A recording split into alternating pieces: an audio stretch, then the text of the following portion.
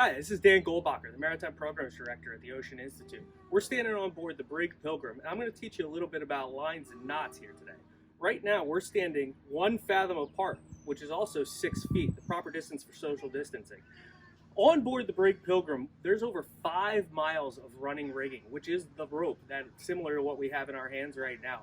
Every one of those lines is vital for keeping this ship in the right condition and being safe for everybody on board. So today I'm going to teach you a few of those knots that help keep this ship going. All right, the first knot we're going to learn here today is the square knot, also known as the reef knot. This can be used for a lot of different things, but the main thing is for tying 2 pieces of line together. What you're going to do when you do this is you take your right string and your left string and you cross them right over left, and then you make 1 twist. And then when you come back the other way, you do the same thing, except you do left over right. This creates the reef knot or the square knot, and it holds 2 pieces of line together in a really tight fashion and an easy knot to learn at home.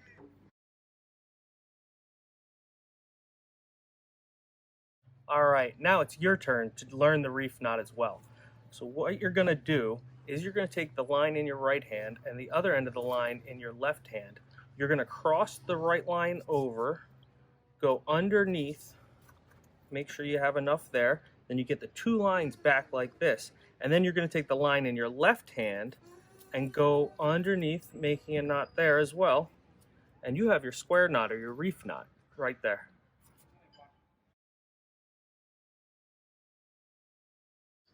The next knot we're going to learn here today is called the figure 8. This one, again, pretty simple knot, but it's really important. It helps put a stopper in the end of any line.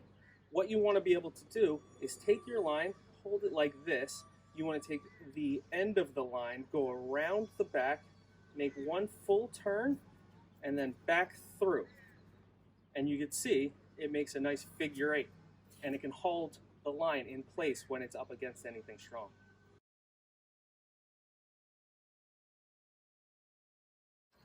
Now it's your turn to learn the figure 8 knot. This one, you're going to go over the top, go around the line, then you're going to go back down and through, and you're going to make the figure 8 just like that.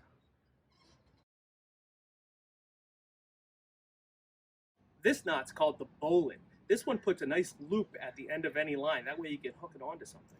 What you're going to want to do is take your line, twist it with this end going towards you.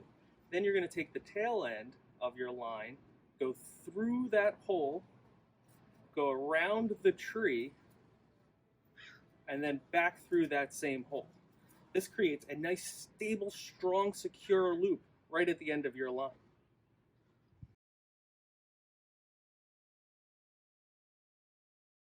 The next knot we're going to work on is the bowline. This one's to make a nice loop at the end of our line. What you're going to want to do is turn to make a loop just like that with the top piece going on top. You take your tail end of the line, go through that hole, come back around,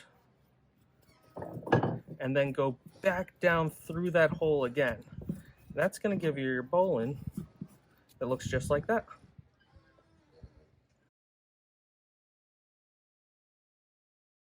The next knot we're going to learn is a clove hitch. A hitch is a little bit different than a knot because it's actually used to bind something to a stable surface. In this case, we're going to use one of the pins on board Pilgrim, but at home you can use a broom handle, a stick, or anything that you can wrap a line around. The one thing you're going to do when you first start is you're going to take your tail end and you're going to go around that. You're going to go underneath. You're going to go around again, making a nice cross just like that, and then back through that top piece one more time, and that's going to create your clove hitch, and that creates a nice, strong, tight bond right to that surface.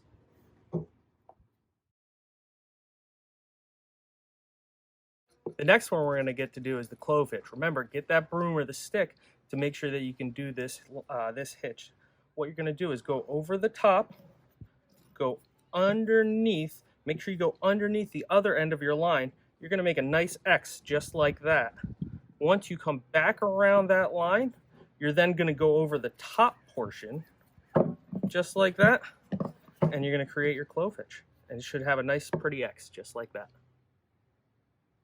Thanks for joining me on board the Brig Pilgrim here at the Ocean Institute. Really happy to have you guys with me today and learn a little bit about knots. There's thousands of knots you can learn out there. So keep trying, keep practicing, and you'll become an expert too. If you have the ability to visit our website and click the Donate Now button to help give and get us through this hard time, we'd really appreciate it.